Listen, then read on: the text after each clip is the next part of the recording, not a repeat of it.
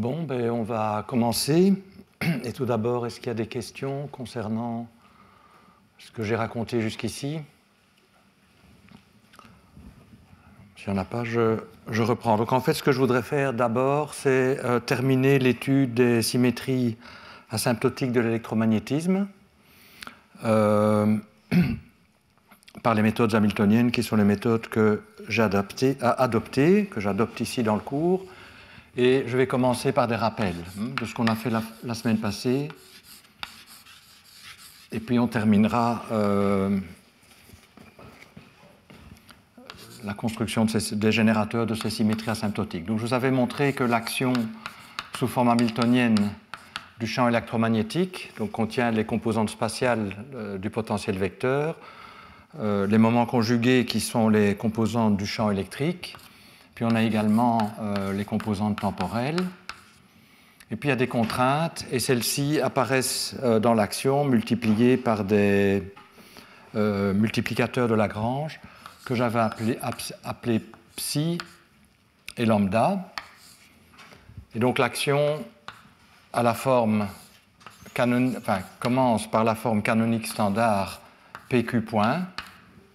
Donc dans notre cas, pi à point i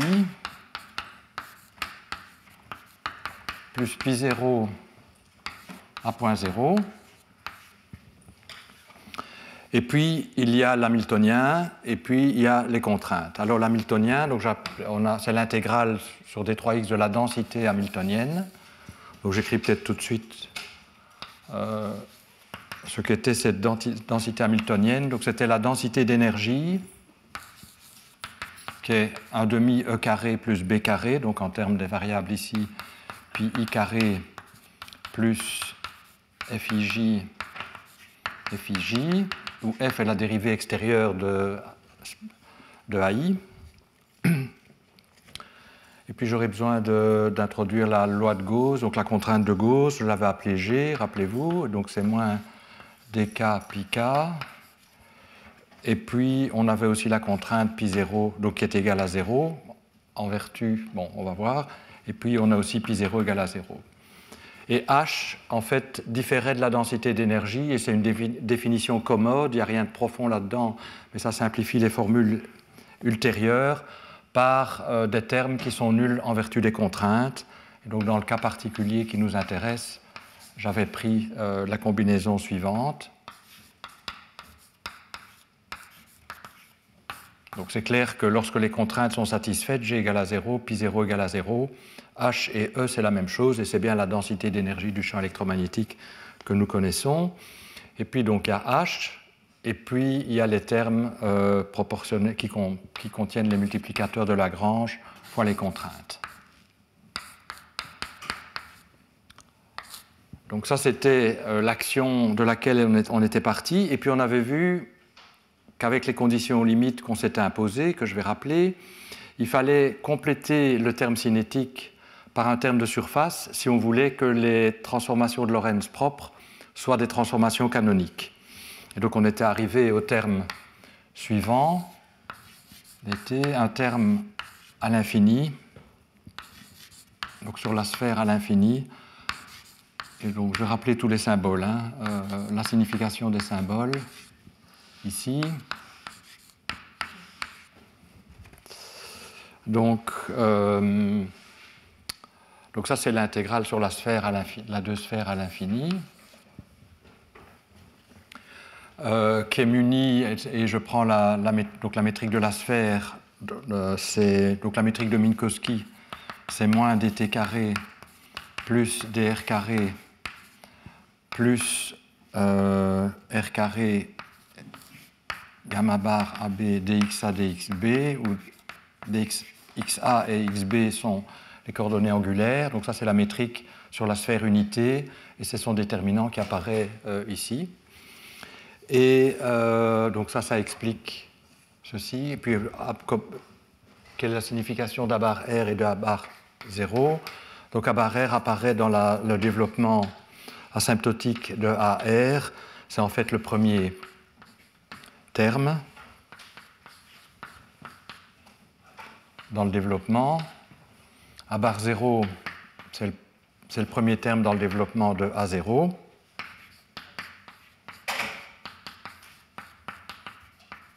Et on avait imposé des conditions de parité qui disent que A bar R et A bar 0 sont des fonctions impaires sur la sphère.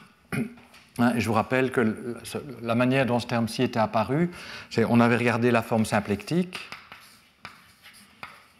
qui vient de PQ point, donc il y a dP dQ. Donc, alors pour ne pas se tromper sur les dérivés extérieurs, on avait adapté la notation dérivée verticale, donc pi dv AI plus dv pi 0 dv à 0. Et donc la raison pour laquelle on a ajouté ce terme-là, c'est que la forme symplectique n'est pas invariante sous les transformations de Lorentz propres, mais qu'on peut compenser la non-invariance en ajoutant un terme qui est le terme correspondant à ceci, c'est-à-dire donc un terme de surface, moins l'intégrale sur la sphère à l'infini. Bon, ça c'est la métrique dv à bar r, dv à bar 0. Et donc, c'est grâce à ce terme-là que la dérivée de l'I de oméga, donc le long du champ de vecteur de l'espace des phases correspondant aux transformations de Lorentz, est égale à 0. Sans ce terme-là, on obtient que la dérivée de l'I de oméga est un terme de surface non nul, avec les conditions limites qu'on s'est imposées, qu'on s'est données. Alors, donc ça c'est... Et alors, une fois qu'on a l'invariance de la forme symplectique, on peut construire le générateur. Donc ceci, c'est... ça peut se réécrire comme la contraction intérieure par x. Je ne vais plus rappeler que c'est le champ de vecteur associé aux transformations de Lorentz. Donc dv de ix oméga égale à 0. Et donc le générateur est donné par, la contraction intérieure de ix oméga est égale à moins dv du générateur. Et on est certain que ce générateur existe parce qu'on a cette propriété, et on a cette propriété parce que la forme symplectique est strictement invariante, et pas invariante à un terme de surface près, donc strictement invariante pour les transformations de Lorentz. Bien, et donc ça veut dire que dès que vous connaissez la transformation et que vous savez qu'elle est canonique, vous construisez le générateur en résolvant cette équation. Donc je vais peut-être donner l'exemple des symétries de jauge.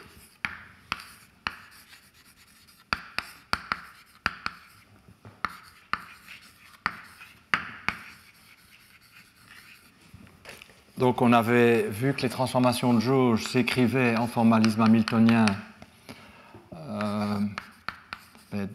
La variation du potentiel vecteur, c'est le gradient de epsilon. La variation de A0, c'est égal à une autre fonction mu. La variation pour les deux, d'ailleurs, ça c'est mu. Et la variation des moments conjugués pour les deux transformations de jauge sont égaux c'est égal à 0. C'est des invariants de jauge. Oui, et donc, je devrais ajouter, donc on sait que si on impose la condition que psi est égal à 0, alors mu est égal à epsilon point, mais le formalisme est invariant pour des transformations plus générales où mu ne doit pas être lié à epsilon de manière particulière. Donc epsilon et mu, c'est des fonctions complètement indépendantes de l'espace. Alors, comment calculer les générateurs? Donc c'est pour vous montrer comment cette formule fonctionne. Et elle est intéressante à utiliser parce que précisément il y a une contribution non triviale du terme de surface. Donc calculons le générateur associé au premier type de transformation de jauge. Donc la seule variable qui se transforme, c'est AI.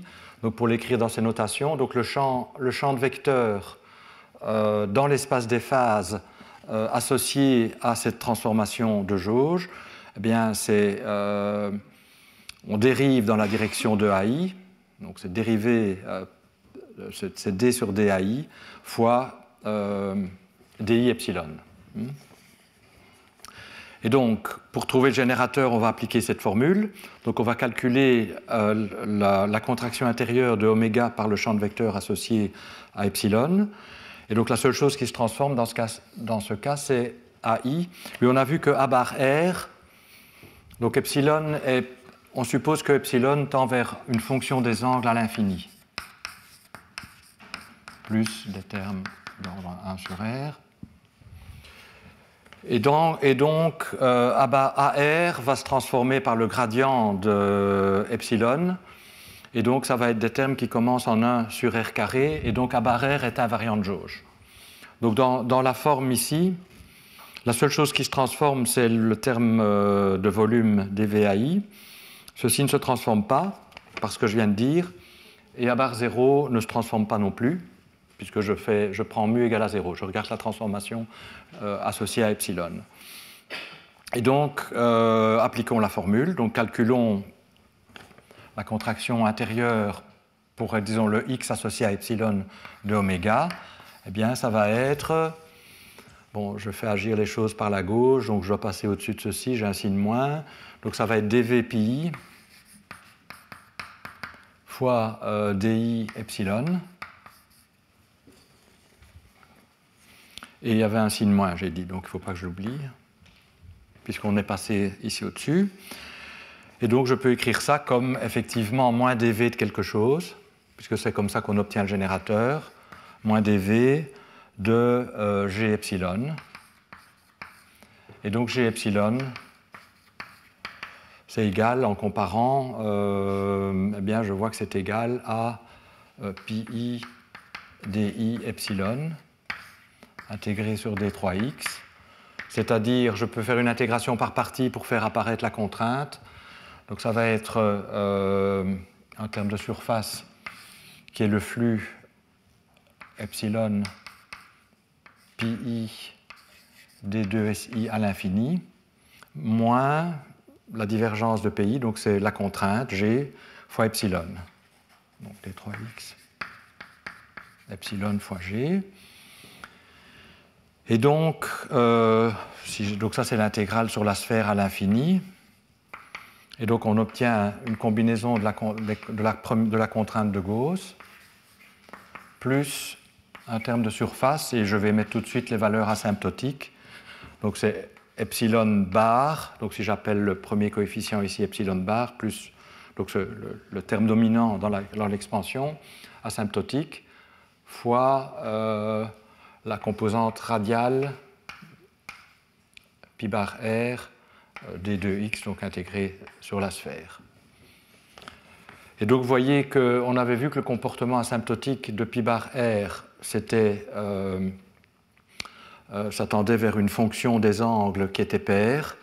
Et donc on voit la chose suivante, c'est que lorsque les contraintes sont satisfaites, le générateur de ces transformations, il y a la partie proportionnelle aux contraintes qui est nulle, se réduit au terme de surface. Et ce terme de surface n'est pas nul si epsilon bar n'est pas nul, mais seule la partie paire de epsilon bar compte, puisque pi bar r est paire. Donc ça veut dire la chose suivante, pour utiliser la terminologie introduite également la semaine passée, les transformations de jauge pour lesquelles epsilon bar est égal à 0, ou en tout cas la partie paire de epsilon bar est égale à 0, ont un générateur nul en vertu des contraintes, c'est les transformations de jauge qu'on appelle les transformations de jauge propres. Mais par contre, il y a des transformations de jauge impropres qui apparaissent aussi lorsque epsilon bar a un comportement non trivial à l'infini, non trivial voulant dire epsilon bar paire, partie paire, donc partie paire différente de 0. D'accord, donc vous voyez comment on construit le générateur une fois qu'on a une transformation symplectique, c'est-à-dire qui préserve la forme symplectique. Alors, le calcul de G mu est en un sens tout aussi direct, mais plus intéressant, parce qu'on voit le rôle important joué par le terme supplémentaire qu'on a dû ajouter à la forme symplectique. Donc, comment on calcule G mu? Donc, à nouveau, on va calculer la contraction intérieure pour le champ de vecteur de l'espace des phases associé à la transformation mu de oméga. Alors, la seule variable qui se transforme quand je fais une transformation mu, c'est à 0. Et donc, quand je calcule donc le champ de vecteur, c'est réellement le champ de vecteur d sur d à 0 fois mu. Et donc, il y a une chose qui... Je dois tenir compte de ceci. Donc, je vais obtenir moins intégrale d3x pi 0 fois mu, en prenant la contraction intérieure avec ça, et un signe moins parce que je dois passer au-dessus de dv pi 0, mais aussi une contribution qui vient du terme de surface, qui est, puisque je dois passer au-dessus de dv à bar r, qui est invariant, qui va être plus l'intégrale d2x de racine de gamma bar dv, oui, il y a un dv pi 0 que j'ai oublié ici, dv à bar r fois mu bar, où mu bar est la valeur asymptotique de mu, alors qui se comporte comme 1 sur r, hein, donc qui va, donc ça va être la partie qui transforme à bar 0. Et donc, vous voyez que ceci peut s'écrire comme moins dv du générateur G mu, par définition, du générateur d'une transformation canonique. Et donc, on peut lire tout de suite ce que vaut G de mu. C'est égal à l'intégrale d3x de mu fois pi 0. Donc, les paramètres ici ne dépendent pas des variables canoniques, sont des constantes dans l'espace des phases, peuvent dépendre des angles et des xi, mais pas des variables de l'espace des phases à ce stade-ci. Donc j'ai ceci qui vient de là, et puis j'ai une contribution de surface qui est mu fois a bar r, mu bar a bar r. Et donc vous voyez à nouveau qu'on a le même phénomène, que le générateur, la partie de volume est proportionnelle aux contraintes, bon, dans ce cas-ci pi 0, mais qu'en plus de ce terme, il y a un terme de surface qui vient parce que la forme symplectique n'est pas la forme symplectique standard et qui, lui, est proportionnel fait apparaître à bar r et la valeur asymptotique mu bar de la transformation de jauge. Et ceci sera non nul dès que, de manière générique, pour autant que mu bar impair, parce que a bar r est toujours impair, soit différent de 0.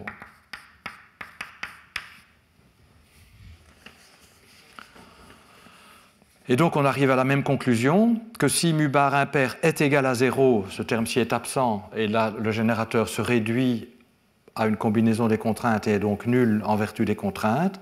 La transformation de jauge est propre, pour utiliser la terminologie introduite la semaine passée. Par contre, si mu bar impair est différent de 0, ceci va être génériquement non nul, et donc le générateur lui-même, même en vertu des contraintes, ne sera pas nul, même si ce terme-ci est nul, il restera ça, et donc ça engendre des transformations de jauge impropres. Je vous rappelle, les transformations de jauge impropres modifient l'état physique du système, donc c'est des symétries non triviales et la représentation en théorie quantique, on va utiliser des représentations non triviales de ces symétries. Et donc on voit que la symétrie impropre est paramétrisée par une fonction paire des angles et une fonction impaire des angles. Alors, à côté de ça, on a aussi les générateurs de Lorentz. Je ne fais pas le calcul, mais on peut trouver dans les références que j'ai données. Donc, qui s'obtient en... Bon, la transformation de Lorentz des champs est un peu plus compliquée à écrire que les transformations de jauge, qui sont des simples translations. Donc, c'est un peu plus compliqué, mais on a une expression, et donc on peut intégrer ceci, et on va avoir une expression pour les générateurs des transformations de Poincaré, Lorentz propre, Lorentz homogène et translation. Et on va voir qu'en fait, le générateur, je ne vais pas faire le calcul ici, parce qu'on n'a pas le temps et ça n'apporterait pas énormément, je voudrais dire autre chose. On va voir que le générateur est une combinaison, est une intégrale de volume de la densité d'énergie fois la partie temporelle de la transformation, plus un terme de surface qu'on détermine exactement par les règles que je vous ai indiquées. Et pour les transformations d'espace, on va avoir apparaître non pas la densité d'énergie, mais la densité le vecteur de Poynting, qui va être décoré aussi par un terme proportionnel aux contraintes, peu importe, puisque ça simplifie les choses de le mettre, plus des termes de surface qu'on détermine également par cette règle. Mais donc, une fois qu'on a fait toute l'analyse, on aura, outre Poincaré comme symétrie, et là, on a vraiment insisté pour l'avoir, et c'est pour ça que ce terme-ci est sorti, avec les conditions limites qu'on s'était données. On aura, outre le groupe de Poincaré, ou l'algèbre de Poincaré, si je regarde les transformations infinitésimales, les transformations de jauge impropres, paramétrisées par ces deux fonctions, l'une paire, l'autre impaire. Alors, je voudrais terminer l'analyse de l'électromagnétisme aujourd'hui en parlant de deux choses. D'une part, l'algèbre des transformations, donc quels sont les crochets de Poisson de ces générateurs, et ensuite, peut-être accrocher ça à l'analyse des symétries asymptotiques de l'électromagnétisme à l'infini de genre-lumière, brièvement. Donc l'algèbre d'abord.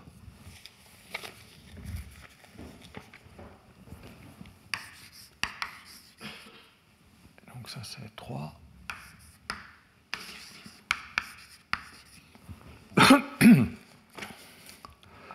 Donc on a les générateurs, je suppose qu'on les a construits, qui paramétrisent Poincaré. Donc on les a. On a construit les transformations, les générateurs des transformations de jauge, propres et impropres. Ils sont là. Donc je les mets ensemble. J'appelle ça epsilon mu. Donc j'ajoute ceci à ça. Et je me pose la question, quels sont les commutateurs? Par exemple, de deux transformations de Poincaré. Donc ça, quand je parle de commutateur, j'ai réellement en tête, mais j'utilise néanmoins la notation quantique ici, les crochets de Poisson. Donc quels sont les crochets de Poisson de ces générateurs? On sait que, puisque ces générateurs sont des symétries de la théorie, les crochets de Poisson vont être des combinaisons, vont être fonctions des symétries. D'ailleurs, pas nécessairement linéaire, on parlera de ça la semaine prochaine, mais ici, ça fait que c'est une vraie algèbre standard de Lie. Donc, on va retrouver ici, en fait, les générateurs de Poincaré. On va juste trouver l'algèbre de Poincaré, mais il va y avoir aussi les crochets de Poisson de Poincaré avec les générateurs G epsilon mu. Et puis on a envie de savoir aussi ce que vaut le commutateur des générateurs des transformations de jauge entre eux. Alors je vais faire celui-ci explicitement, parce que c'est le plus facile, et puis je vous dirai ce que donnent les autres. Alors la manière de calculer le crochet de Poisson, puisque ces fonctions sont les générateurs de transformation connus, on sait qu'on peut voir ça comme la variation du premier générateur sous la transformation engendrée par le deuxième, ou moins la transformation du deuxième générateur, la variation du deuxième générateur sous la transformation engendrée par le premier.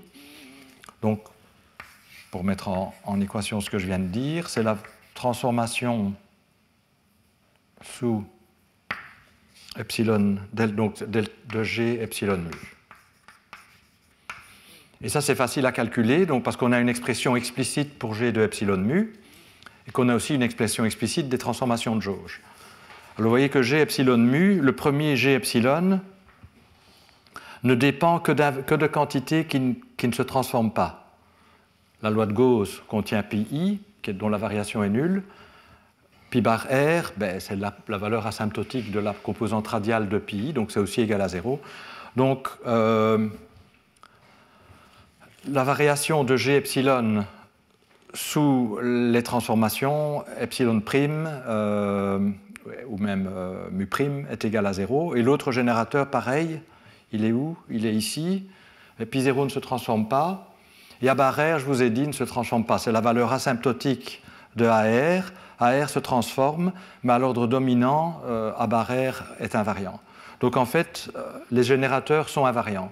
Si les générateurs sont invariants, ça veut dire que la variation sous transformation de jauge de G de epsilon est égale à 0. Donc ça veut dire que ce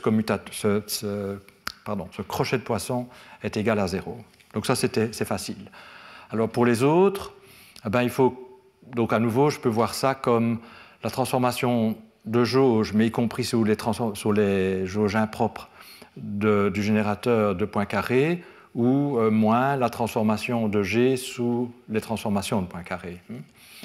Alors, quelle que soit la manière dont vous faites les choses, et ici pareil, hein, ceci peut être vu comme la variation sous la transformation de Poincaré paramétrisée par état eta i du générateur P xi, ou moins l'autre. Alors là, on trouve que ça reproduit comme attendu l'algèbre de Poincaré.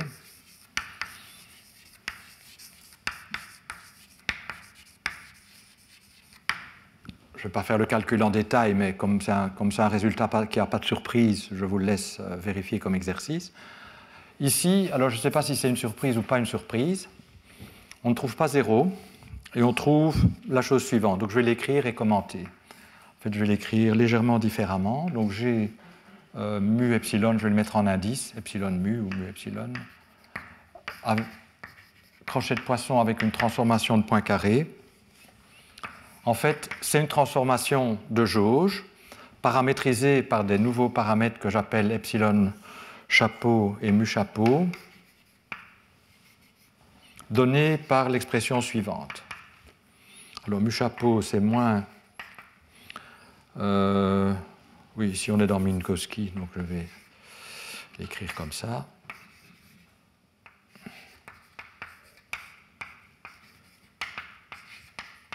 Donc je vais d'abord écrire et puis on va commenter.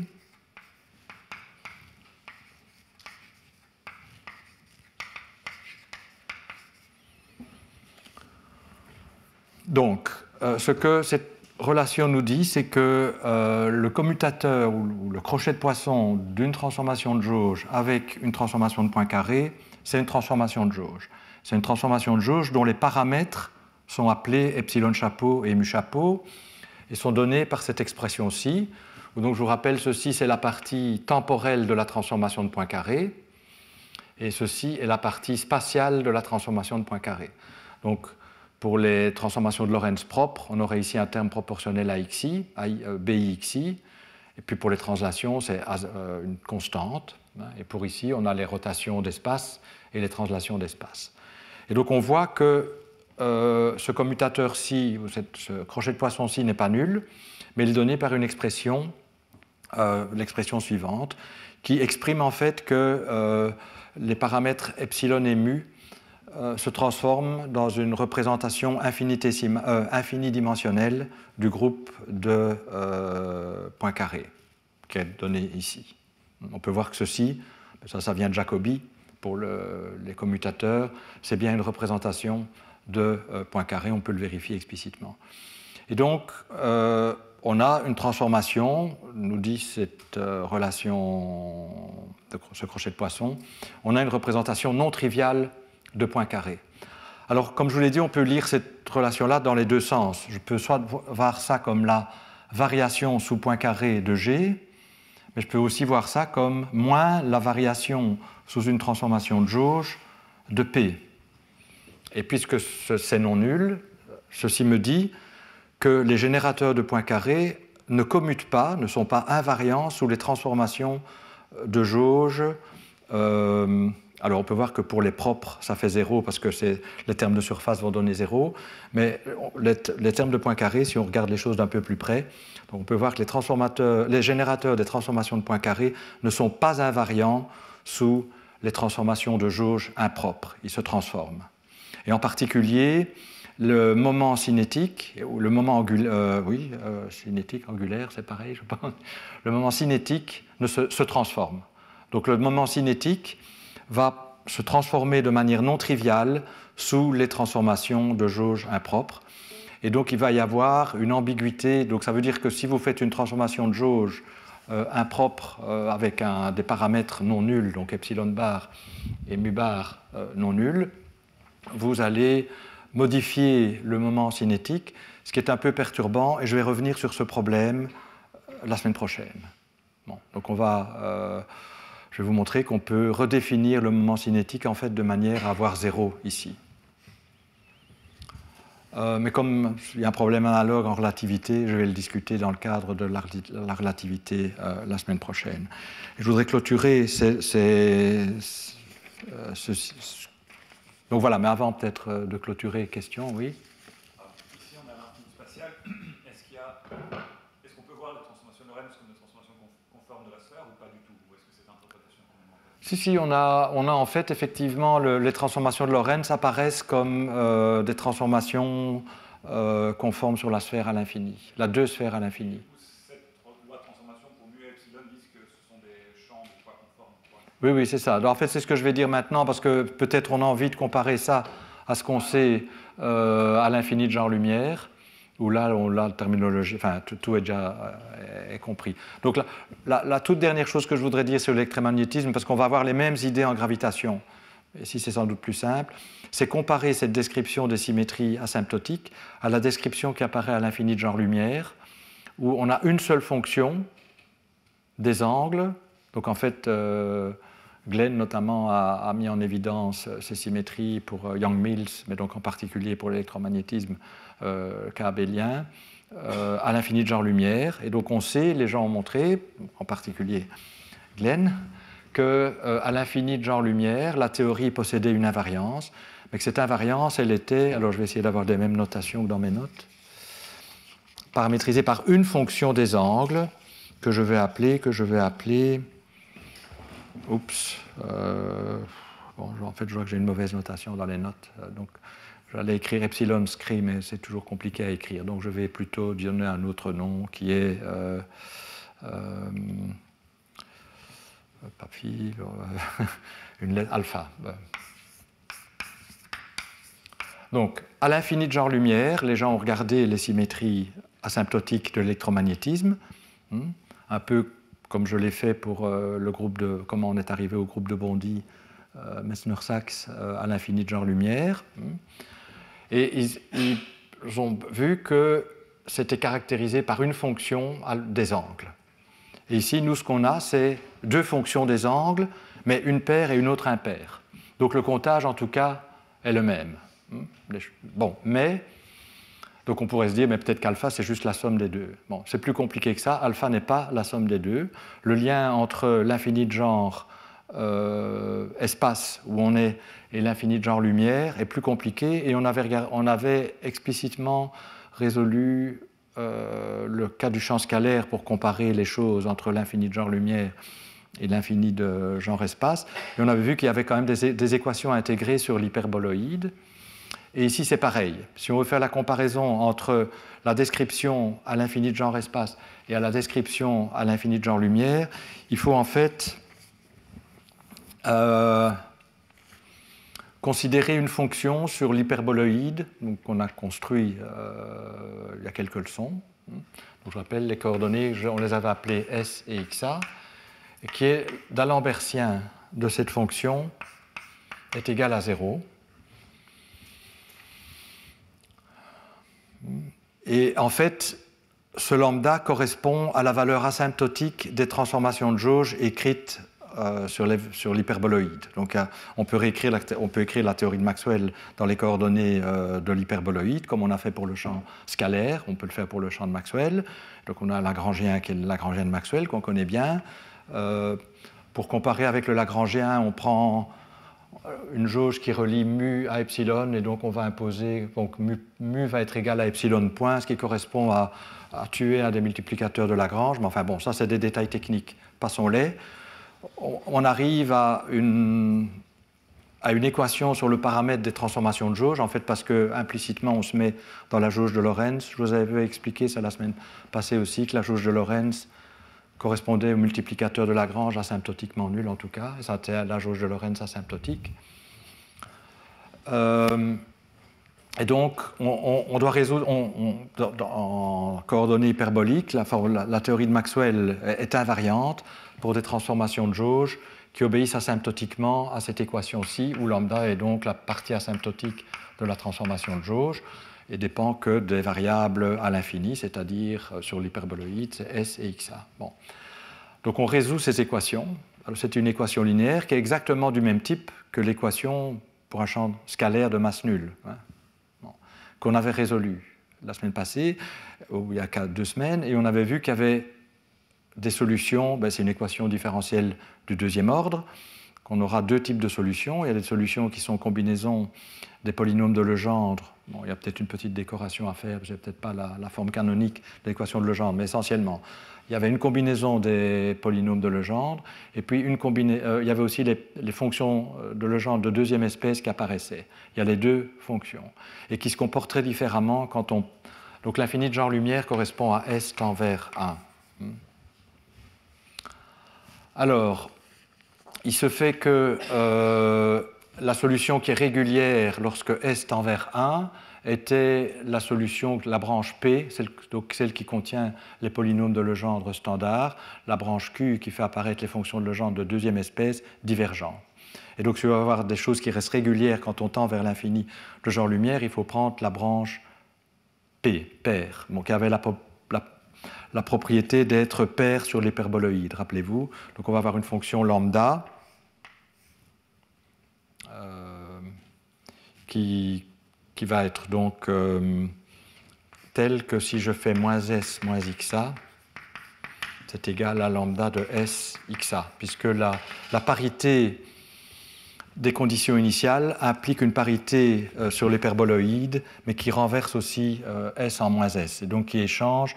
S tend vers 1, c'est l'infini de genre-lumière futur, ou la limite passée de l'infini de genre-lumière futur, et S tend vers moins 1, c'est l'autre limite, donc c'est la limite future de l'infini de genre-lumière passé.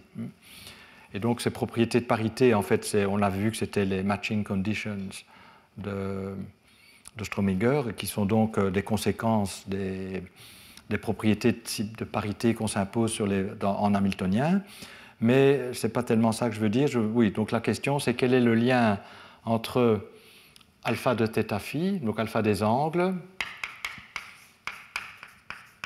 et mu bar et epsilon bar. Eh bien, le lien est le suivant. Cette fonction lambda tend vers alpha pour S tend vers 1. Donc alpha est en fait la limite pour S égale à 1 de cette solution de l'équation de Laplace sur l'hyperboloïde. Et les coefficients epsilon et mu sont simplement liés à lambda de la manière suivante. C'est la valeur de lambda en S égale à 0. Et puisque lambda obéit à cette propriété sur l'hyperboloïde, lorsque je fais S égale à 0, ben lambda va me définir une fonction paire. Et mu bar, c'est juste la dérivée de lambda en S égale à 0. Et puisque lambda est une fonction paire, mais je prends la dérivée par rapport à S, je vais obtenir quelque chose d'impair. Et donc le lien entre les transformations de jauge décrites en hamiltonien et les transformations de jauge décrites à l'infini de genre-lumière, ce n'est pas juste que c'est la somme, c'est un peu plus compliqué. Donc alpha, ça fait intervenir une même fonction, mais alpha, c'est la limite lorsqu'on tend vers l'infini genre-lumière de lambda, et epsilon bar et mu bar, c'est construit à l'aide, disons, des conditions initiales pour l'équation d'onde pour lambda. Alors, donc c'est exactement comme pour le champ scalaire qu'on avait regardé il y a 15 jours. Et on va avoir les mêmes types de relations dans le cas de la gravitation, donc, dont je vais entamer l'étude maintenant. Donc ce que je voudrais faire maintenant, c'est étudier les propriétés asymptotiques de la gravitation dans le cadre hamiltonien, et donc à l'infini spatial, et puis on va comparer les choses avec ce qu'on sait déjà de l'infini de genre-lumière. Mais donc, puisque je vais passer à la gravitation, et donc c'est tout ce que je vais dire sur l'électromagnétisme, est-ce qu'il y a des questions à ce stade-ci sur l'électromagnétisme?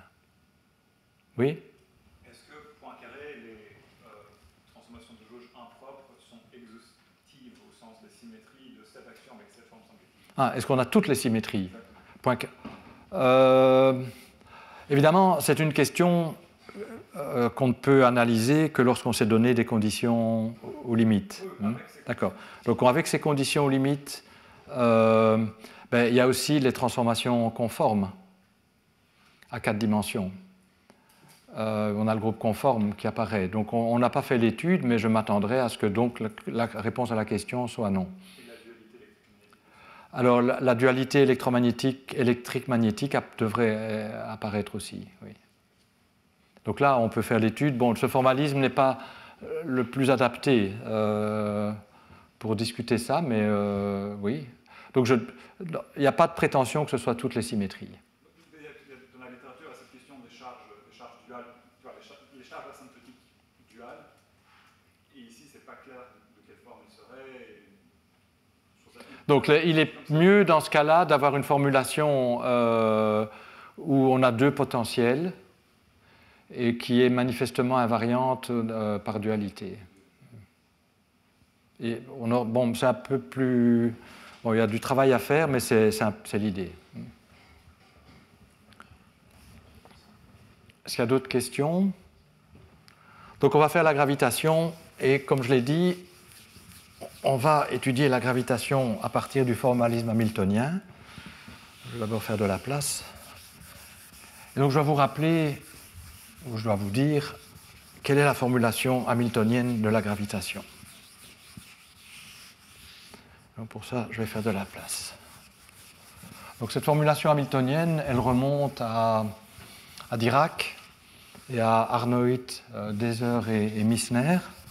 Donc c'est la fin des années 50 du siècle passé. Et ce qui est intéressant, c'est qu'en fait, Dirac a construit son formalisme hamiltonien à contrainte parce qu'il voulait comprendre la formulation hamiltonienne de la gravitation. Donc je pense que c'était sa motivation première. Alors, en gravitation, comme ici dans le cas de l'électromagnétisme, on a vu que les composantes du potentiel vecteur temporel et spatial jouent des rôles différents. En gravitation, c'est le cas aussi. Et je vais vous donner la formulation la plus simple de la hamiltonienne. Donc, on veut étudier la manière dont le champ gravitationnel varie avec le temps. On a le principe d'action d'Einstein-Hilbert. Et la manière dont on étudie les choses en hamiltonien, c'est qu'on voit ça comme le passage d'hypersurface de genre-espace. Donc on se donne des données de Cauchy sur une hypersurface de genre-espace, et on se pose la question, si je change mon hypersurface de genre-espace, comment est-ce que mes données de Cauchy vont se transformer? Quelle va être la nouvelle valeur des champs? Et donc il faut d'abord décrire la nouvelle hypersurface par rapport à l'ancienne. Et donc on va considérer une déformation tout à fait générale. Donc on parle de la gravitation maintenant.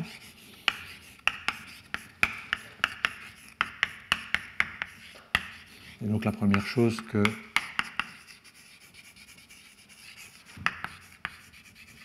je fais, c'est vous parler du formalisme hamiltonien. Donc on imagine la déformation la plus générale de l'hypersurface. Donc j'ai un point ici, il va être déformé, disons, en un point là. Et donc ce qu'on va faire, c'est on va paramétriser la déformation. Alors la déformation, on va l'écrire comme un paramètre, c'est une petite déformation infinitésimale, comme un paramètre infinitésimal fois un certain champ de vecteurs, que je vais appeler xi, avec une flèche. Donc les champs de vecteurs, ou les vecteurs, c'est avec des flèches. Mais on va écrire ce champ de vecteurs, on va décomposer la déformation en déformation orthogonale. Donc on va introduire en chaque point, c'est une hypersurface de genre-espace, la normale, appelons-la n, comme normale. Et oui, donc il faudra faire attention, c'est la normale ici à l'hypersurface, ce n'est pas la normale à la sphère qui apparaît dans les conditions de parité. Hein, mais bon, je pense qu'il n'y aura pas d'ambiguïté. Et puis, on va introduire une base de vecteurs tangents qui vont être par exemple, on va utiliser les lignes tangentes, les vecteurs tangents aux lignes de coordonnées. Donc, je vais supposer que ceci, c'est x0 égale à constante. Et je vais introduire donc ici 3 vecteurs tangents aux lignes de coordonnées, d sur dxi. Donc, je vais décomposer xi comme une partie le long de la normale, plus une partie le long des vecteurs tangents.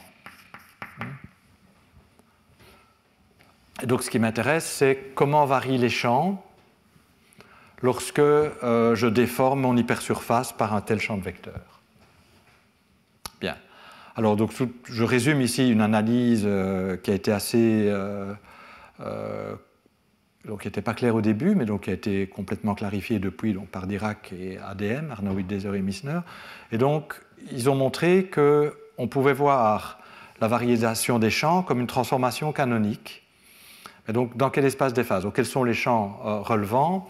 En fait, c'est la métrique spatiale, que je vais appeler GIJ, donc qui est fonction des coordonnées, et son moment conjugué.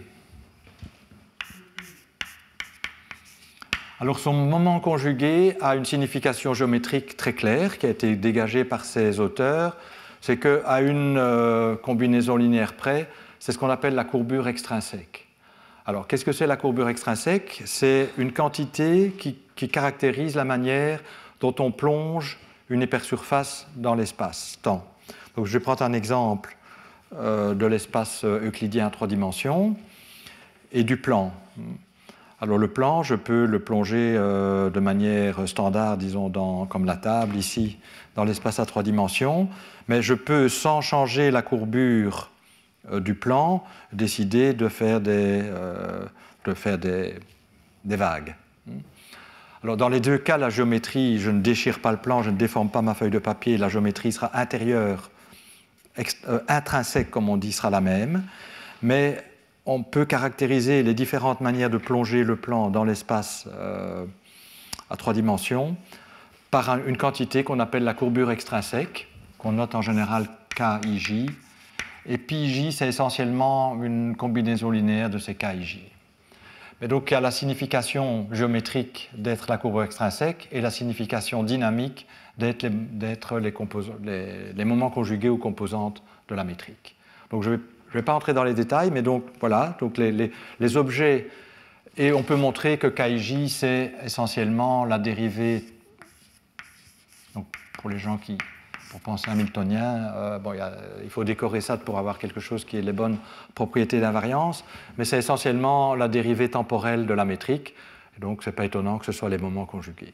Et donc les variables de l'espace des phases en gravitation, c'est la métrique d'espace, donc qui caractérise la géométrie intrinsèque de ces hypersurfaces de genre espace, et son moment conjugué qui est lié à la manière dont ces hypersurfaces sont plongées dans l'espace-temps. Et ce qu'ont montré Dirac et Arnold, Deser et Missner, c'est que le passage d'une hypersurface à l'autre était une transformation canonique. Alors, pour être tout à fait précis, on va d'abord supposer qu'il ne faut pas se soucier des thermobores. Comme les thermobores, c'est important, ça va être tout le reste de la leçon, donc c'est pas parce qu'ils sont nuls qu'on doit pas ils ne sont pas nuls, et donc il n'y a pas de... En principe, il faut les garder, et ils sont importants, mais pour se simplifier la vie, dans une première étape, on va supposer que cette déformation est localisée. On va supposer que xi, ce champ de vecteurs qui paramétrise la déformation, donc on va de là à là, donc on a un champ de vecteurs tout le long ici, qui me dit ce point-ci va là, ce point-ci va là, c'est bon. Comme ça, je peux construire la nouvelle hypersurface. On va supposer qu'à l'infini, il tend vers 0, suffisamment vite pour que tous les termes de surface qui pourraient apparaître soient nuls. D'accord ? Donc, on considère une déformation localisée en ce sens-là. Et donc, Dirac et Arnold, Deser et Missner ont montré que, dans ce cas-là, le passage d'une hypersurface à l'autre était une transformation canonique. Je vais essayer de prendre les mêmes notations que dans mes notes.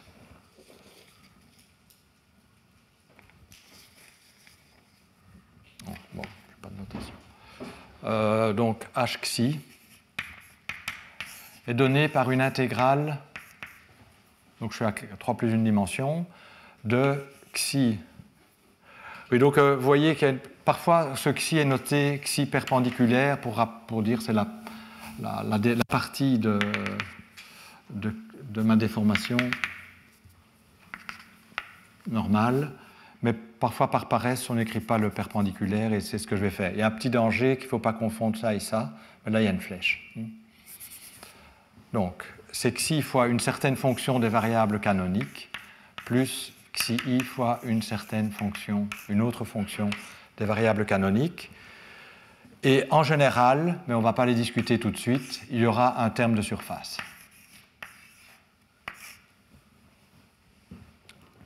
Mais ce terme de surface est nul si xi et xi s'annulent suffisamment vite. Alors, par quoi sont donnés h et hi? Bon, là, je connais. Pour être sûr de ne pas faire de faute de signe.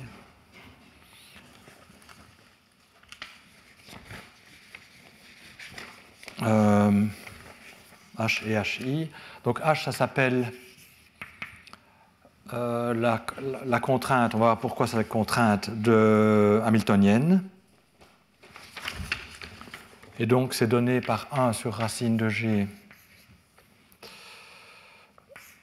pi ij moins 1 demi pi carré moins racine de g fois r, donc je vais expliquer tous les symboles, et hi, c'est moins 2 pi ij, divergence covariante j. Alors, pi ij, on sait ce que c'est. Les indices sont élevés et abaissés à l'aide de la métrique d'espace gij, dont petit g est le déterminant. Donc ici on comprend. Pi, c'est la trace de pi ij. Donc ce n'est pas le nombre pi, hein, c'est pi ii.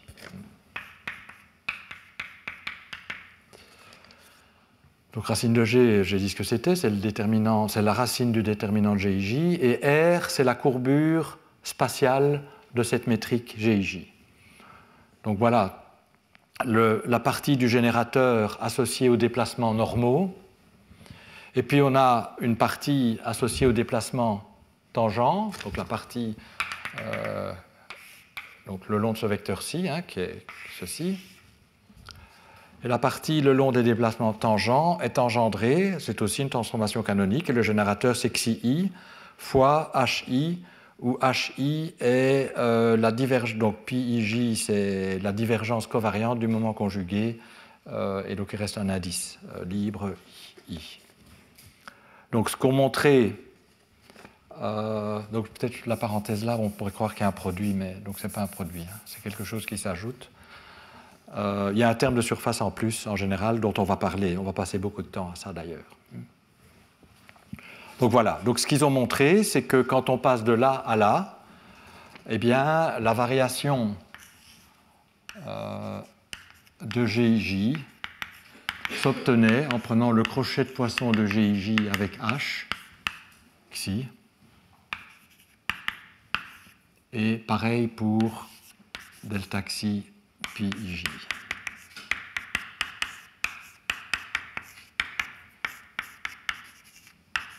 Alors, il y a une chose que je n'ai pas encore dite, c'est que, en fait, h et hi sont nuls en vertu des contraintes. En fait, les contraintes, c'est juste h égale à 0, hi égale à 0. Parce que l'action, et donc ça c'est très proche de ce qu'on a vu dans le cas de l'électromagnétisme, est fonction de gij et pi j, donc les p et les q, mais il y a également des multiplicateurs de Lagrange qu'on appelle grand N et grand I en général. Donc on appelle ceci la fonction de Laps et ceci le vecteur de shift, est donné par dt, d3x, pi ij, g point ij, moins nh, moins ni hi. À nouveau, plus un terme de surface qui sera nul si les n et les ni tendent vers 0 suffisamment vite, mais en général, on ne les prendra pas 0 à l'infini. Mais on en parlera plus tard du terme de surface. Et donc, quand on varie l'action par rapport à n au laps, on obtient la contrainte que ceci doit être égal à 0. Et lorsqu'on varie l'action par rapport à ni, vecteur de shift, on obtient que hi, et ceci, doit être égal à 0. Et alors n et ni, c'est réellement la même chose à des redéfinitions près que les composantes mixtes G0 mu de la métrique. Donc l'analogue de A0 dans le cas de l'électromagnétisme. Mais ici, ce n'est pas nécessaire de les introduire comme variables canoniques avec leur moment conjugué qui serait égal à 0. On va travailler avec cette forme-ci de l'action. Et alors, je voulais encore dire une chose. Oui, en fait, n et ni sont reliés à cette décomposition-ci. Mais si vous prenez le vecteur, le déplacement correspondant à l'évolution temporelle, l'évolution temporelle, quand vous passez de l'hypersurface x0 égale à constante à x0 égale constante plus epsilon, donc vous regardez le vecteur d sur dx0, eh bien il se décompose, on fait la même décomposition, mais on donne un nom particulier puisqu'on prend un vecteur particulier, un champ de vecteurs particulier. Au coefficient de la normale, c'est le laps, et le coefficient tangent, c'est le shift. On peut faire cette décomposition pour tout champ de vecteurs, pour le champ particulier de vecteurs associé à l'évolution temporelle choisi, donc il faut faire un choix de n et de ni, on appelle ces coefficients laps et shift. Donc voilà, on sait tout sur la formulation hamiltonienne. Je ne sais pas s'il y a des questions à ce niveau-ci, c'est assez rapide. Je l'avais vu l'année passée, mais ce n'est pas une bonne raison, parce qu'on n'est pas censé être venu l'année passée. Donc, s'il y a des questions, n'hésitez pas à poser les questions. Donc, c'est assez rapide, mais je pense que tous les éléments sont là. Donc, en fin de compte, ce qu'a montré Dirac et ce qu'ont montré aussi Arnold, Deser et Misner, c'est qu'on pouvait construire une formulation hamiltonienne de la gravitation. Les variables canoniques de base, c'est la métrique spatiale et son moment conjugué, qui est relié à la courbure extrinsèque, mais ça, c'est même une information on n'a pas besoin de savoir, en fait on le redécouvre par les équations du mouvement si on ne le sait pas. Et l'évolution est une transformation canonique, bien sûr, engendrée par une combinaison de contraintes avec un choix particulier de xi et de xi qui sont les laps et le shift choisis. Alors c'est intéressant d'écrire explicitement. Alors d'abord, est-ce qu'il y a des questions là-dessus ? Et on voit apparaître de nouveau des contraintes. Et comme je l'ai dit la semaine passée, l'apparition de contraintes est inévitable lorsqu'on a une théorie qui possède des invariances de jauge. Et ces contraintes, en fait, vous le voyez, jouent à nouveau le rôle de générateur des transformations, parce que le changement de coordonnées, mais ça revient à passer d'une hypersurface à une autre. Et donc, vous voyez que ce passage, effectivement, est engendré par les contraintes au sens du crochet de Poisson. Alors, s'il n'y a pas de questions, je continue. Donc ça, il ne faut pas que je mélange. On aura besoin, en tout cas c'est instructif, de la forme explicite de ce crochet de Poisson. Donc je vais l'écrire. Donc ça vous donne la variation de la métrique. Donc là, c'est la partie normale de la variation. C'est en fait de là qu'on voit que pi est relié à la courbure extrinsèque, plus la dérivée de l'i d'espace, je vais écrire ça comme ça, peut-être K, pour ne pas se tromper dans les indices, de GIJ. Ou ça, c'est la dérivée de l'i qu'on a déjà beaucoup de fois rencontrée. Hein. Donc le long de la partie spatiale du vecteur xi. Et pour les moments conjugués, la variation est un peu plus compliquée, mais je vais quand même l'écrire, même si, en tout cas, ça va nous guider dans le choix des conditions asymptotiques.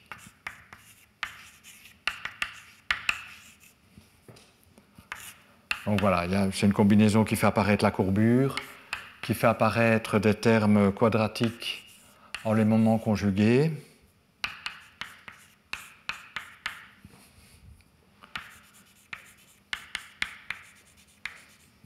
Bon, donc ce n'est pas particulièrement intéressant, mais c'est utile d'avoir ça sous la main néanmoins pour voir quelle est la structure. Donc là, la déformation, la partie normale de la déformation est assez longue.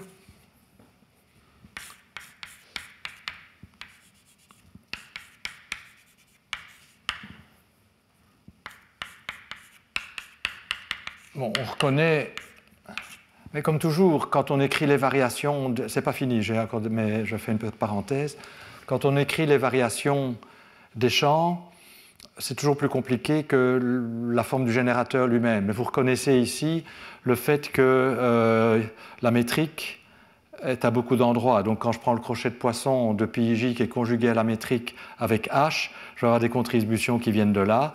Je vais avoir des contributions qui viennent du fait que là, je dois baisser les indices avec la métrique.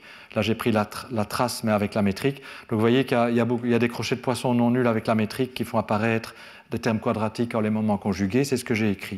Et puis il y a des termes qui viennent d'ici. Et alors à nouveau, la métrique apparaît à beaucoup d'endroits. Enfin, là, elle apparaît là, et dérivée. Donc c'est un peu compliqué de calculer le crochet de poisson. Enfin, voilà ce qu'on a. Alors, il y a encore un terme, d'ailleurs, qui fait apparaître, qui vient de la partie normale, de la déformation. Ah oui, je vois que c'est un symbole que je n'ai pas expliqué, donc ça me permettra de l'expliquer. Moins GIJ xi m bar m, plus la dérivée de l'I d'espace, donc ça c'est quelque chose qu'on connaît. Donc la partie d'espace, elle est toujours facile. Sa variation à calculer, c'est les dérivées de l'I. C'est la partie normale de la variation qui est compliquée, en général. Donc pour la métrique, ce n'est pas trop. Pour le moment conjugué, c'est un peu plus. Et donc ici, la barre verticale représente la dérivée covariante calculée avec la métrique GIJ. Donc on prend la connexion sans torsion métrique, donc de Levi-Civita, associée à GIJ. Et donc c'est ce que j'appelle barre. D'accord ? Donc c'est une expression longue, mais voilà ce qu'elle est. Et donc ceci me dit, si je pars de GIJ et de PIJ initialement, satisfaisant aux contraintes d'ailleurs, puisqu'il faut satisfaire toutes les équations d'Einstein, et que je déforme l'hypersurface, donc je passe de cette hypersurface à celle-ci, que je regarde la nouvelle valeur ici de GIJ plus delta xi GIJ, PIJ plus delta xi PIJ, ben voilà, donc c'est GIJ plus ça la nouvelle valeur, PIJ plus ça la nouvelle valeur des moments conjugués. Et on peut montrer que si les contraintes sont satisfaites ici, elles sont aussi satisfaites après déformation. Donc c'est des contraintes qu'on appelle, pour cette raison, contraintes de première classe. Mais à nouveau, c'était dans les cordes que ça devait être de première classe parce que c'est lié à une invariance de jauge. Oui ? Je crois qu'il y a deux indices IJ qui manquent dans la première ligne du delta PIJ. Dans la partie 1 demi xi. Oui, il doit y avoir un GIJ qui manque. Et il manque parce que je vois qu'il y a un misprint dans les notes. Donc effectivement, il doit y avoir un GIJ ici qui manque. Merci.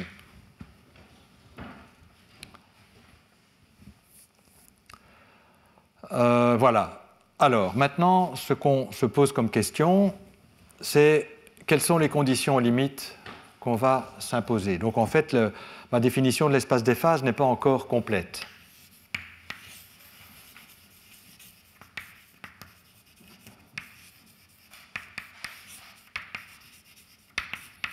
Et ce qu'on veut, c'est exprimer par les conditions limites que l'espace est asymptotiquement plat, représente un système isolé, comme on l'a dit, c'est-à-dire que loin, à grande distance, on retrouve la métrique de Minkowski.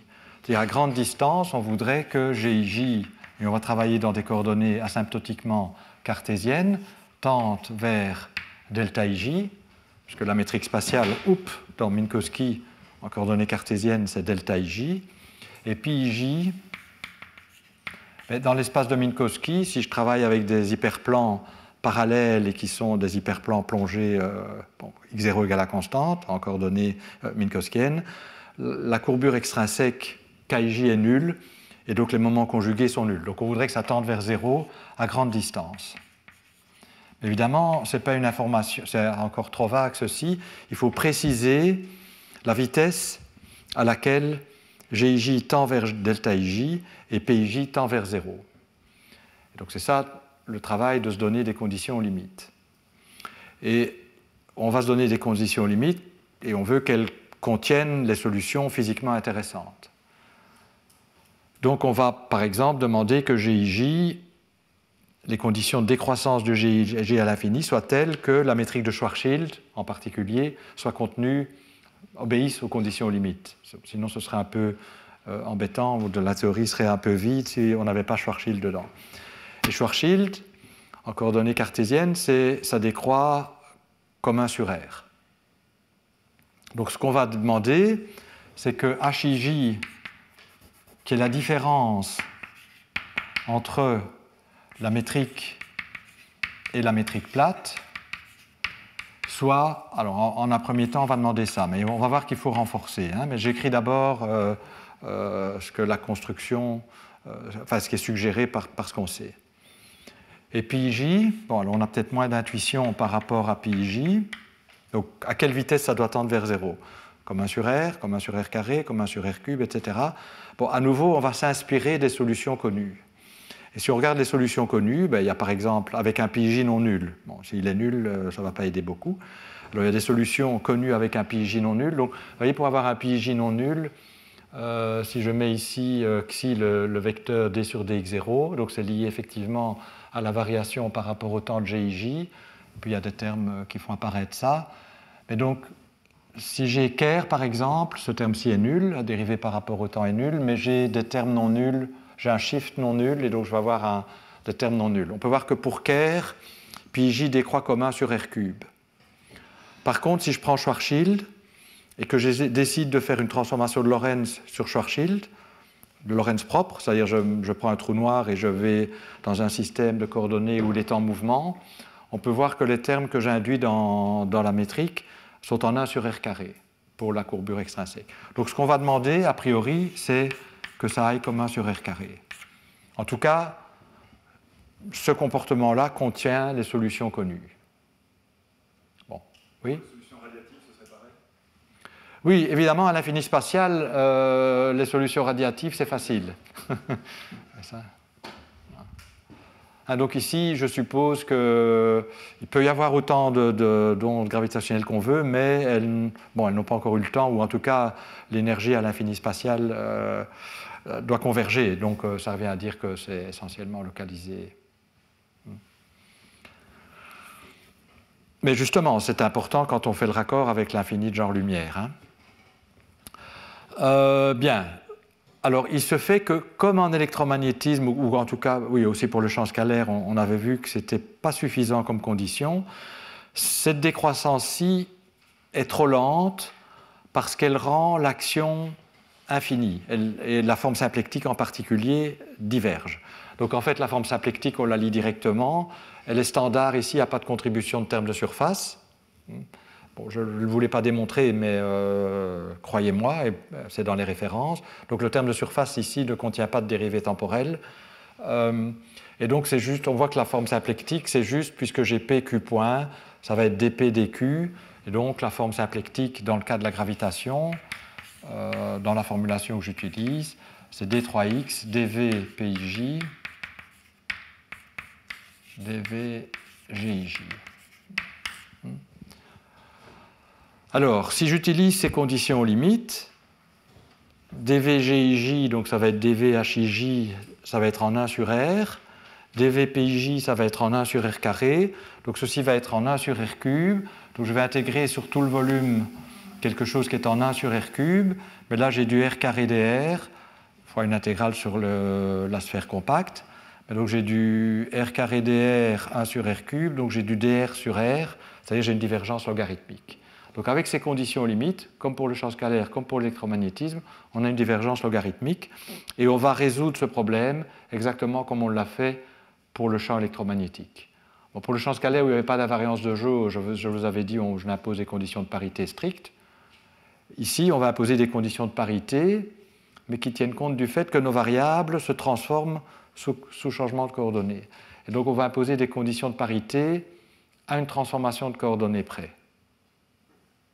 Alors, je vais déballer ça un petit peu, donc peut-être donner beaucoup d'informations en même temps. Donc ce qu'on va demander, c'est que si je développe HIJ, donc je vais d'abord écrire les conditions de parité strictes, et puis je vais vous montrer comment on les relâche.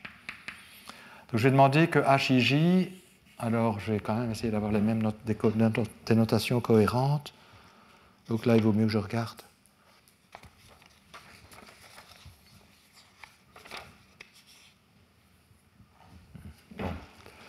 Donc le premier terme, je l'appelle h bar ij sur R, hein, plus des termes en 1 sur R carré. Là, je ne fais que réécrire ce que je viens d'écrire ici.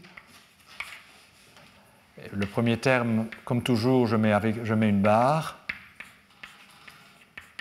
Donc ça, c'est la convention. Hein. Dans un développement, le premier terme, je lui mets qui est une fonction des angles, dans le coefficient de la première puissance qui apparaît dans le développement en 1 sur R. Je l'appelle pi bar ou h bar. Bon. Et donc, ce qu'on va imposer, c'est des conditions de parité sur l'ordre dominant pour tuer la divergence logarithmique. Et donc, s'il n'y avait pas de problème d'invariance de jauge, quelles seraient les conditions de parité naturelles à imposer? On veut évidemment des conditions de parité qui gardent Schwarzschild. On fait beaucoup d'efforts pour avoir des solutions physiquement intéressantes gardées par les conditions limites. On veut garder Schwarzschild. Pour Schwarzschild, la perturbation à l'ordre 1 sur R est paire. Elle dépend que de. En fait, c'est M sur R. Donc c'est clair que c'est M, c'est paire pour la réflexion antipodale. Donc a priori, on va se dire, on va imposer que h bar i soit paire, fonction paire des angles.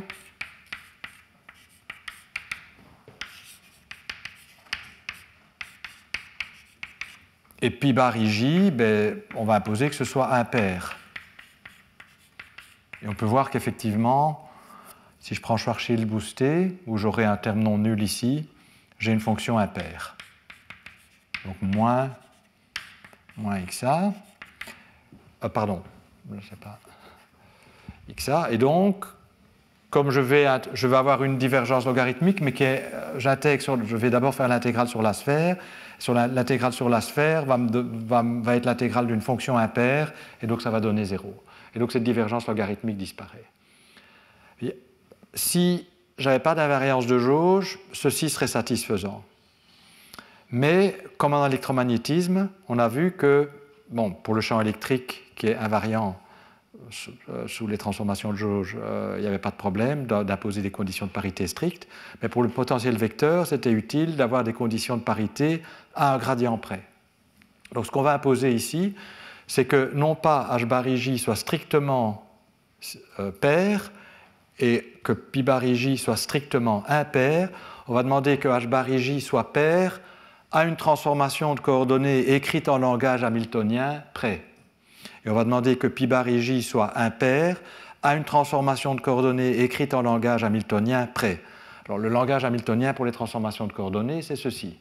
Donc on va demander que, mais heureusement ça va simplifier quand on regarde que l'ordre dominant, que h bar ij soit impair à une contribution de ceci qu'à cette forme-ci près. Et que pi bar ij soit impair à un terme qui a cette forme-ci, gardé à l'ordre dominant près. Donc ça, c'est la philosophie.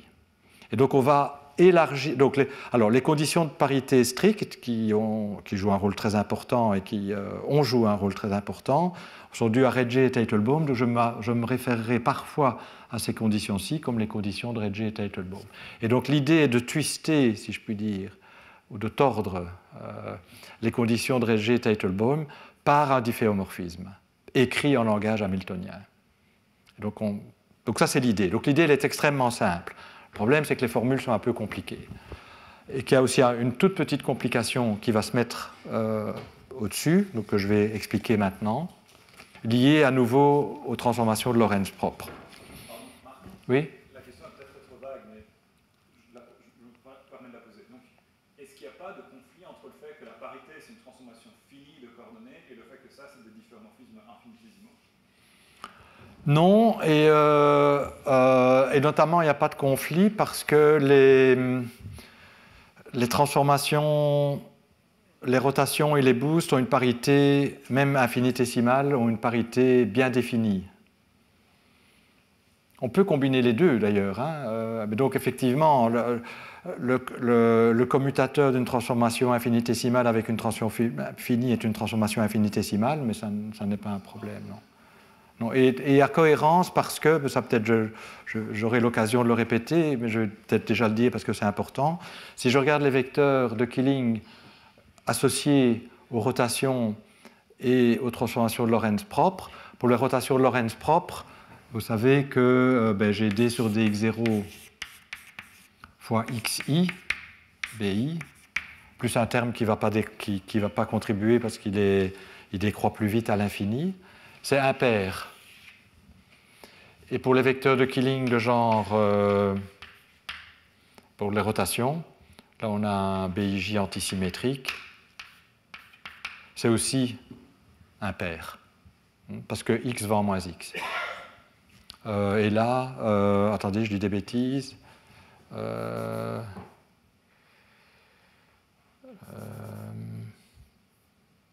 Donc c'est une parité définie, c'est ça l'important. Je suis juste un peu... écrivons ça, attends. Donc là, x va en moins x et x va en moins x, donc ça a l'air de garder la parité, mais en tout cas, ça a une parité bien définie. Donc, et les boosts, c'est impair. Ça, c'est important parce que c'est ce qui mélange. Vous voyez que dans les équations du mouvement, ce qui va correspondre au boost, c'est un xi normal, et ça mélange les pi avec les g. Et ça, tout ça, ça vient des g. Bon, ça, c'est sous-dominant avec les pi, qui ont des parités opposées, mais comme les boosts sont impairs, c'est bon. Et de même, les dérivés de Lie, probablement que c'est mieux que ça ait une parité bien définie, oui, puisqu'on veut garder la parité. Donc c'est correct, donc c'est pair, là. Oui? Yes? Oui? Pardon?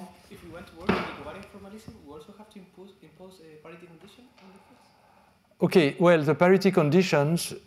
Oh, je continue en français.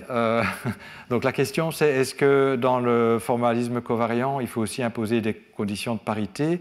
On va voir que comme pour le champ scalaire et comme pour ce que j'ai dit pour l'électromagnétisme, les conditions de parité à l'infini spatial vont donner des conditions de matching entre l'infini de genre lumière future et l'infini de genre lumière passée.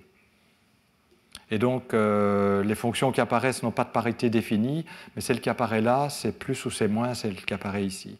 Et c'est vraiment lié au fait qu'on va intégrer des conditions de parité sur une hypersurface de genre espace. Quand on passe à l'infini de genre lumière, ces conditions de parité, à un difféomorphisme près, deviennent des conditions de matching, à un difféomorphisme près, mais qui est en général soit est contrôlé, soit est nul.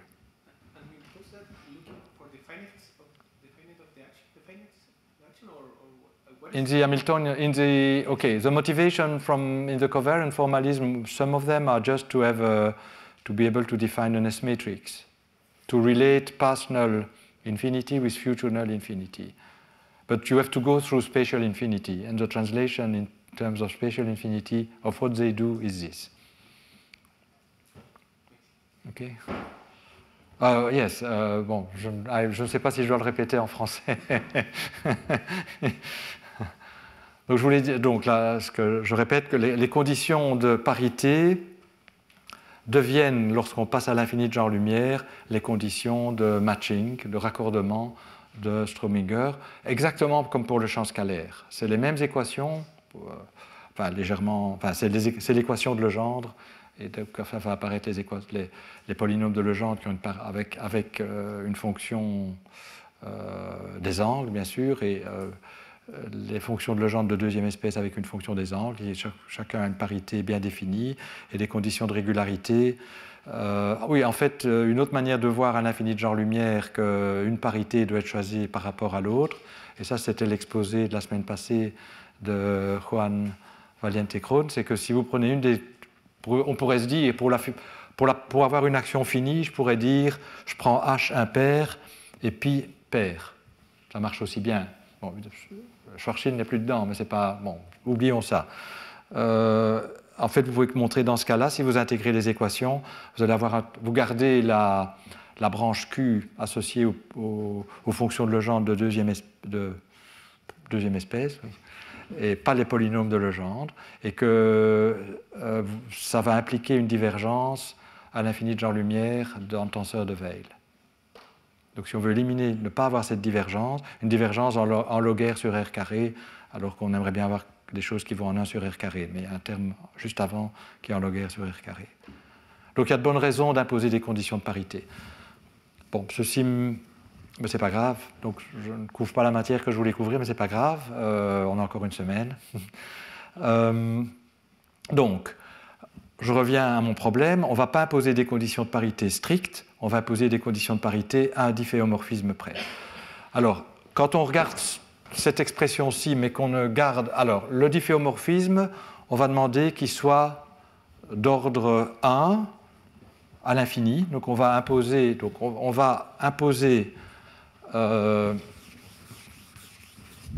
ces conditions de parité. Donc, on va dire H bar IJ à une partie paire et une partie impaire liée au difféomorphisme.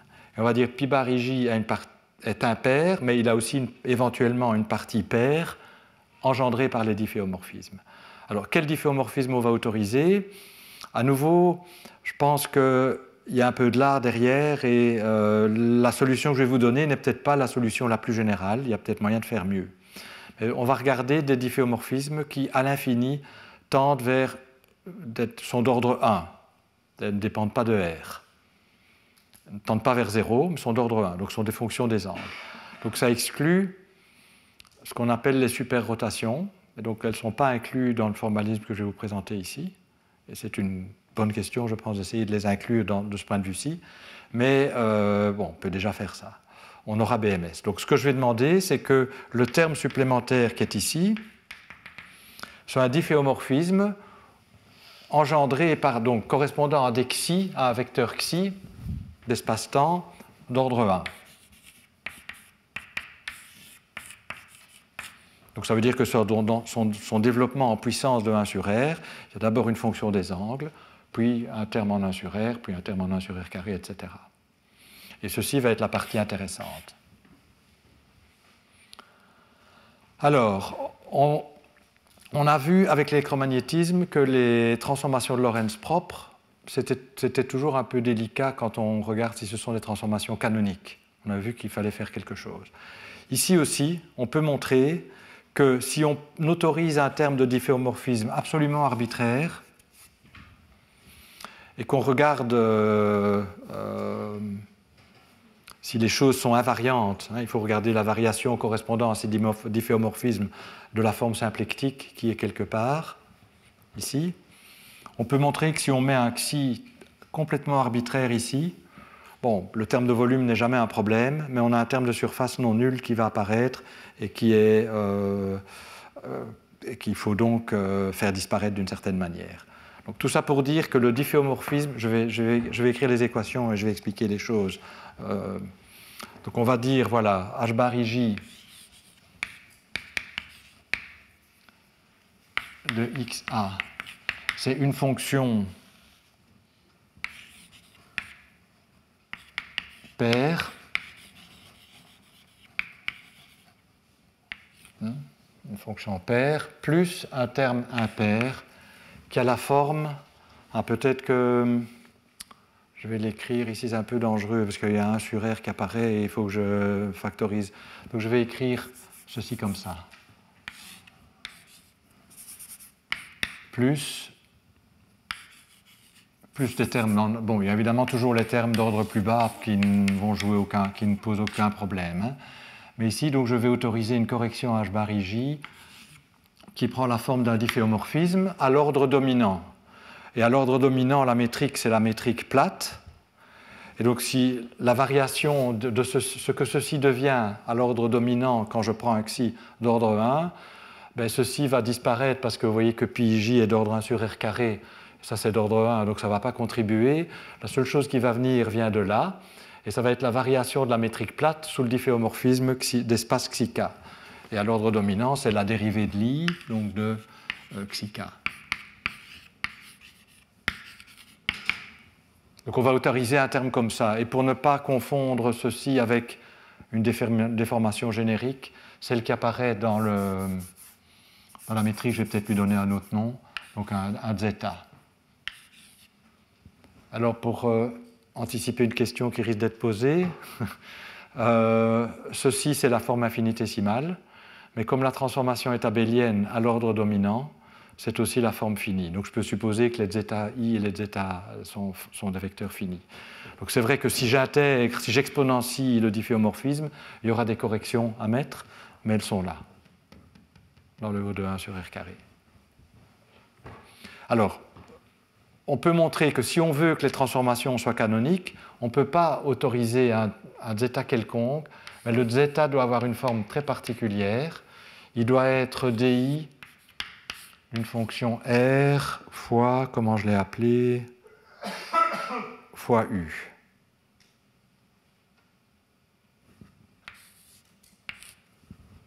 Donc ça doit être d'ordre 1, comme je dérive par rapport à xi et où U est une fonction des angles. Donc pourquoi j'impose ça? Donc ça a l'air de tomber un peu du ciel, et effectivement ça tombe du ciel comme je vous l'explique maintenant, mais donc la raison pour laquelle c'est imposé, c'est que si vous regardez des difféomorphismes plus généraux d'ordre 1, donc qui n'ont pas cette forme particulière-ci, ça n'est pas une transformation canonique. C'est-à-dire que, pour être plus précis, si vous, les boosts, les transformations de Lorentz propres ne vont pas. Vous allez avoir des termes qui contiennent zeta dans la forme symplectique, évidemment, asymptotiquement. Vous pouvez voir que les boosts ne vont pas laisser la forme symplectique invariante. Donc pour avoir l'invariance de Lorentz, on est obligé de prendre des détails de cette forme particulière-ci. Donc je ne vais pas faire la dérivation explicitement au tableau, elle est dans les notes. Je vous donne juste la raison. Donc là, vous devez me croire ou regarder les notes, ou regarder les références que je vous ai données. Alors pour PIJ, par contre, alors j'ai écrit ça. Donc ceci, vous voyez que c'est un terme qui sera bien en 1 sur R, et que si U est une fonction impaire,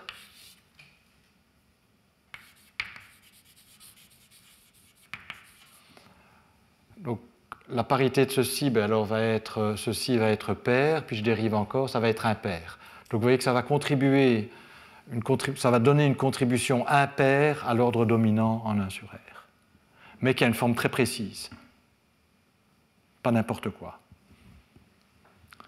D'accord? Alors, je pourrais autoriser une partie paire dans U, mais la partie paire dans U, on peut toujours l'absorber ici. Puisque je dérive 2 fois, une partie paire, ça reste paire. Et donc, ce qu'on va voir d'ailleurs, je l'expliquerai la semaine prochaine, c'est que la partie paire de U me définit des difféomorphismes canoniques, on peut écrire un générateur, mais la charge est nulle, c'est des transformations de jauge propres. Il y a une redondance dans la description. Je peux toujours mettre un U pair ici et l'absorber là. Donc, correspondant à ça, la charge correspondante sera nulle. Mais pour les U impairs, on va avoir une charge non nulle. Et pour les PIJ, on va imposer la même chose. Donc, on va imposer que PIJ de X soit... pardon, et donc là, c'est de X. C'est ceci qui ne dépend que des angles. Là, ça dépend de R et des angles. Donc, PIJ de R et des angles. On va demander que ce soit une fonction, le premier terme impair, donc une fonction impaire, plus évidemment des termes en 1 sur R cube qui vont jouer aucun rôle, donc ils peuvent être n'importe quoi, ça ne fait pas diverger la forme symplectique, mais plus un terme lié à une transformation de jauge, donc vous voyez que c'est assez colossal, ceci. Mais heureusement, à l'ordre dominant, 1 sur R carré, quasi tous les termes sont nuls, il n'y en a qu'un qui va rester. Donc comment on voit ça? À l'ordre 1 sur R carré, la métrique est en 1 sur, la déviation de la métrique par rapport à Minkowski est en 1 sur R. Quand je calcule sa courbure, je dois dériver 2 fois, je vais avoir quelque chose en 1 sur R cube. Et que si xi est d'ordre 1, ça va être 1 sur R cube, ça ne contribue pas à 1 sur R carré. Les pi sont en 1 sur R carré, ça c'est en 1 sur R4, puis tout le reste est d'ordre 1, donc ça ne contribue pas à 1 sur R carré. Pareil pour ça. Vous voyez qu'il n'y a pas beaucoup de choses qui restent. Oui, le xi ici, s'il est d'ordre 1, je prends une dérivée de quelque chose qui est en 1 sur R carré, donc ça va me donner quelque chose d'ordre 1 sur R cube. Donc le seul terme intéressant pour l'analyse ici, c'est ce terme-ci. Avec des dérivées covariantes que je peux estimer, que je peux évaluer dans l'espace plat, puisque c'est à l'ordre dominant. Donc ça va me donner quoi? Ça va me dire Donc, et à l'ordre dominant, ça c'est la métrique de mine plate, donc c'est 1. Donc la seule chose qu'il faut garder, c'est ça, avec les dérivés ordinaires, puisque les gamma vont me donner des termes plus bas. Bon. Ça c'est le delta IJ, ça c'est le Laplacien plat de xi m. Donc ce qu'on va demander, c'est que le terme qui apparaît en plus, c'est donc, et je ne vais pas l'appeler xi, parce que sinon, je réserve la lettre xi pour une déformation générique, pas pour la déformation particulière qui apparaît dans mes conditions limites, enfin qui peut être n'importe quelle fonction, c'est générique aussi, mais comme je vais manipuler les deux à la fois, je préfère avoir une notation différente. Donc ceci,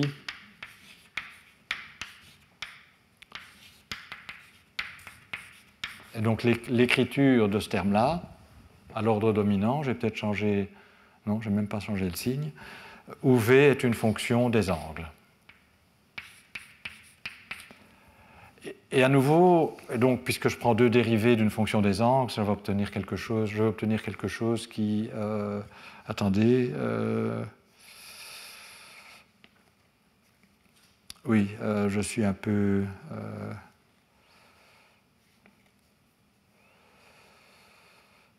donc, est-ce que c'est bien en 1 sur R carré? Si je dérive une fois, j'ai du 1 sur R carré, ça serait du 1 sur R cube. Donc, il y a une chose que je n'ai pas bien écrite. Non, c'est du 1 sur R carré. Alors,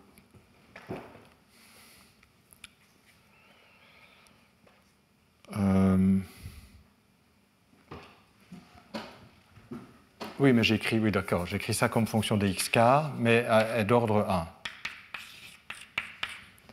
Oui, donc j'ai pas écrit en termes de dr et de... Ben d'accord, donc c'est correct. Donc c'est une fonction de xk que je suppose d'ordre 1, donc si je développe, ça va être une fonction des angles, plus une fonction en 1 sur R. Donc je suppose qu'elle ne dépend que des angles, donc c'était juste, mais quand j'écris ça, c'est la dérivée par rapport aux coordonnées cartésiennes. Donc la dérivée première va être en 1 sur R, la dérivée seconde va être en 1 sur R carré. Donc ceci est bien une contribution à la partie en 1 sur R carré. Et à nouveau, vous voyez que si je prends V impair en dérivant deux fois, ça va juste être une redéfinition de P bar IJ. Et la partie relevante, c'est V pair. Et donc on voit apparaître à nouveau, comme en électromagnétisme, une fonction paire et une fonction impaire. Et on va voir, mais donc ça c'est pour la semaine prochaine, je vais arrêter maintenant, que ces deux parties vont se mettre ensemble pour définir les supertranslations à l'infini de genre-lumière. De la même manière que epsilon et mu, ou epsilon bar et mu bar en électromagnétisme, se mettaient ensemble pour définir le paramètre de jauge à l'infini de genre-lumière, il se fait que la fonction alpha qui paramétrise les supertranslations que j'avais introduites précédemment et ces fonctions paires et impaires vont se mettre ensemble, mais ce n'est pas juste la somme, c'est plus compliqué, il y a une équation différentielle à résoudre, j'expliquerai ça la semaine prochaine, pour former les supertranslations. Mais donc les supertranslations vont être automatiquement incorporées dans le formalisme. Oui, pourquoi? Il est clair que les conditions limites que j'impose, bon, il y a encore beaucoup de travail à faire, je résumerai ça la semaine prochaine, mais les conditions limites elles-mêmes sont invariantes par construction pour des difféomorphismes d'ordre 1. Puisque j'ai dit, elles obéissent à des conditions de parité à un difféomorphisme d'ordre 1 près. Donc venez avec un difféomorphisme d'ordre 1, son seul effet va être de changer les xi, et les zeta ici, et les v. Donc par construction, j'ai des conditions limites qui vont être invariantes, oui, pour autant que ça prenne cette forme-là. Mais par construction, je vais avoir des conditions limites qui seront invariantes pour un shift de u quelconque et un shift de v, une translation de v quelconque, fonction des angles. Et donc, mes conditions limites vont automatiquement être invariantes par supertranslation. On va voir que ça, c'est bien la traduction en hamiltonien des supertranslations. Si j'ai imposé des conditions strictes de parité, je tue en fait cette partie-ci supplémentaire. Et alors, à nouveau aussi, vous voyez que comme les transformations sont linéaires, elles ont le bon goût d'avoir la même forme en infinitésimale qu'en fini. C'est facile de les exponentier. Alors, l'exponentiation de difféomorphisme, c'est compliqué. Il y a des termes en plus, bien entendu. Ce n'est pas abélien, mais toute la non-abélianité se trouve là-dedans et là. Et donc, c'est vraiment des conditions limites finies. C'est pour des fonctions finies qui apparaissent ici. D'accord, alors je vais arrêter ici. Donc on n'est pas encore, il y a encore des choses à faire, bon, mais on le fera la semaine prochaine, qui est en principe la dernière leçon du cours. Et puis après, la semaine d'après, on aura 2 séminaires, puisque j'ai déjà épuisé un cours la première semaine. Voilà, s'il y a des questions, posez-les. Donc juste pour résumer encore une dernière fois, donc la philosophie est la même qu'en électromagnétisme. On a des conditions limites qui sont plus souples que des conditions de parité strictes. Elles vont donc être automatiquement invariantes pour des transformations plus larges. On va calculer le générateur de ces transformations. En fait, on sait déjà à partir de la variation. On va voir que ces transformations sont bien canoniques, ça c'est important. On calcule le générateur en appliquant les formules qu'on a vues, et on va trouver que le générateur, c'est une combinaison des contraintes, plus un terme de surface, qui sera en général non nul. D'accord ? Voilà, donc ça c'est la philosophie, puis je parlerai un petit peu de l'algèbre des charges, si j'ai le temps, on verra. Voilà, donc s'il n'y a pas de questions...